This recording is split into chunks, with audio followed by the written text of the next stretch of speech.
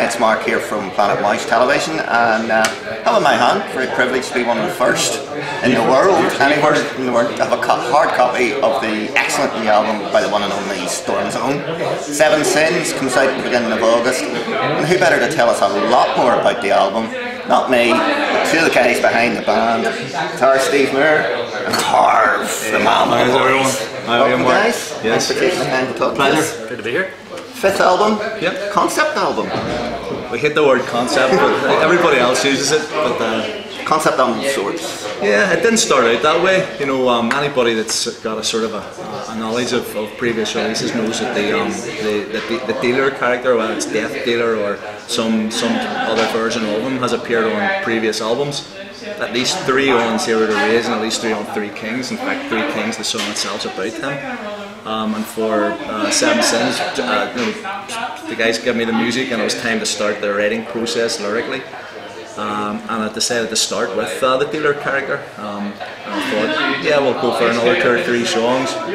Became 4 songs, became 5 songs because the storyline became just that much more, complex than it had on the previous albums. Can you tell us a wee bit about the actual story of the album? What's the story? Yeah, well, we wanted to explore different aspects that we hadn't explored before. You know, in the we're a heavy metal band, and typically we've been exploring sorcery, Death Dealer, and maybe a bit of Irish ancestry with him, because he was basically Cullen's overseer and on Zero to Rage. And with this one, he's basically a sort of a character, a snake oil salesman. I'm not sure many people know exactly what that is in modern times, but they're basically going around and bluffing people into buying their wares under the impression that what they're selling is going to cure all their ailments. And it's kind of a metaphor in a way, because we're all being duped into believing that everything's going to be okay if we elect these various politicians to look after us. But I didn't want to get into things that deep, so I sort of turned it around and made him a more interesting character. So it's Dr. Dealer's really a bearded snake oil salesman with various interesting sidekicks,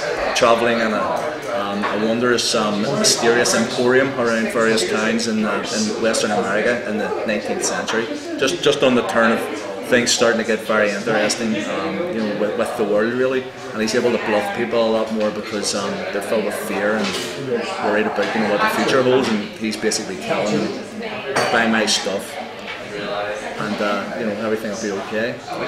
The first listen, one thing that struck me and struck the rest of the PlanetMosh team here in Belfast, darker in its feel, this album, than your previous material. I think as we were delivering the music to Harv and he was coming up with the sort of the theme lyrically, as we realised that was happening, we were able to adjust the musical sort of taste, the sort of suit, and as well because obviously it was going to, there was a theme developing across the whole album, we were able to make that work musically as well. So there's bits in the songs that will refer the other bits, earlier on in the album, that ties everything together. Yeah. So I mean, the dark theme comes because there's some dark subject matter in the lyrics, for sure. There's also ballads, which is unusual, or as close as you guys are ever going to get to doing ballads. No. Yeah, I mean, there's the whole range of stuff. There's some really heavy stuff with double kickers and real fast stuff. There's always going to be, you need the light and the dark, because the light makes the darker stuff darker. The album also stimulated a period of change in the band, shall we say. You underwent a bit of a change in personnel during it. We'll not get into the reasons behind it, but you parted company with it happens, Mark, it happens. It doesn't matter whether it happens halfway through an album launch or halfway through an album recording or a tour or whatever. These things, some people sometimes just stop getting on with each other, and the main thing is if there's a situation like that develops, you look at the band, you decide what stage we're going to go to next. So it was very important for us to continue on as a twin guitar attack. Steve would agree that we're a much better band when we've got 2 guitarists. So the next step was to find a second guitarist who could complement Steve's playing. Yeah, that's it. I mean, most of the material is written specifically for two guitars. It just doesn't work with one. You know, we've tried, and it's not quite the same. Doesn't have the same impact. So, yeah, we were able to find a local guy who's been very impressive so far. Yeah, we're going to come to him in a minute. What I wanted to ask you, Steve, is as the guitar player in the band for the finish of the album, how difficult was it for you as writing for two guitars and then suddenly lose your sparring partner, as it were, and not being able to bounce maybe guitar ideas off each other? How did you have to adapt as a player to get the album finished? Well, you had to adapt very quickly. Yes, because we had a deadline to meet. We were right at the deadline when it all kicked off. So basically, you know, there was an amount of guitars that needed played from scratch, and written and played. So it was a bit sort of frantic. You know, we were talking to the record label at the time, saying, you know, that this is the situation. You know, we might be slightly delayed here. But it was in the end it was a fairly minor delay. You know, we managed to get it done. Do a decent enough sort of schedule. You know. So I mean, there was some blistering of fingers, and then the blisters ripped off, and then blistered over again, and then ripped off again, and bled. Actually bled, but you know, got through it. Bleeding for your art. Pretty much, bleeding for metal. Sweat and bleeding for metal. You mentioned you've sort of found a replacement at the moment. I think the phrase used. Yeah, we're excited about the guy.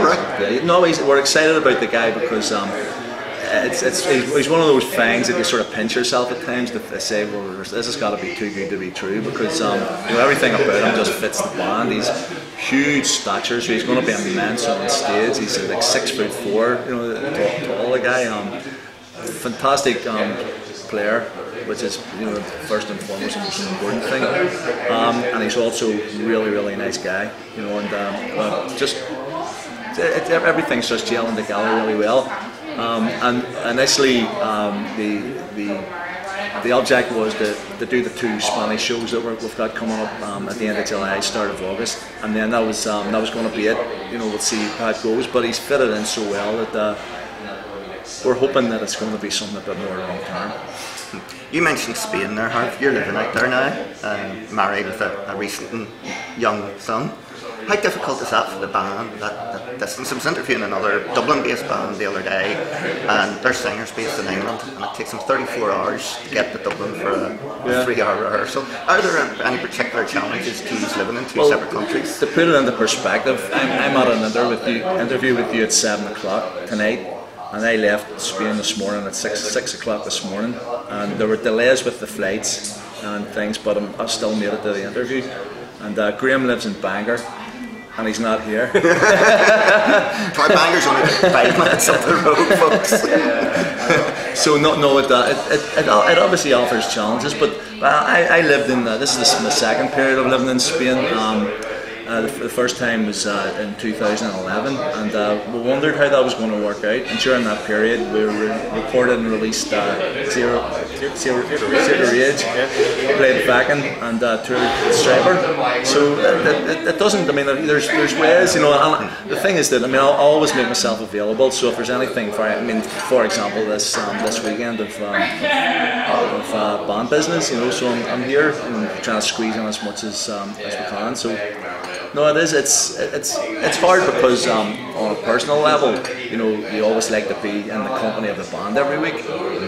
But it's not possible like that. We just, you know, we're just connecting different ways. And these days, you know, we've got every opportunity to, you know, to be in touch with each other. Even, you know, we can even rehearse on Skype. You know, so. But no.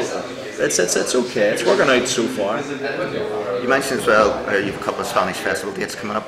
Then of course you return to live action here in Belfast for the album launch at the beginning of September. Excited about that beyond belief, because it's going to be the first time that first of all, it's the first time we played live this year in Belfast, and I think in Northern Ireland. It's the first time we played this. No, we played in Dublin.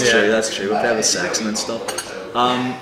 But it's also the first time that any of the Seven Sins material is going to be played with any anger live, you know. So it's going to be a nervous time, but I think that adds to it. In rehearsal so far, the new stuff's sounding really mighty, and it sounds huge. It really does. So we're ready to go.